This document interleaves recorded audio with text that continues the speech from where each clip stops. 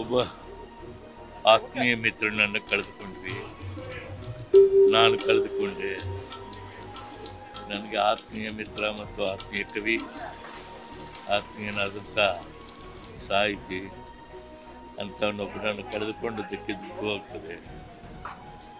ಅದಕ್ಕೂ ಅನ್ನು ಸಹಿಸುವ ಶಕ್ತಿಯನ್ನು ನಮ್ಮೆಲ್ಲರೂ ಕೊಡಲಿ ಅಂತ ನಾನು ದೇವರಲ್ಲಿ ಕೇಳ್ಕೊಂಡು, ಒಬ್ಬ ಆತ್ಮೀಯ ಮಿತ್ರನನ್ನು ಕಳೆದುಕೊಂಡ್ವಿ. ನಾನು ಕಳೆದುಕೊಂಡೆ.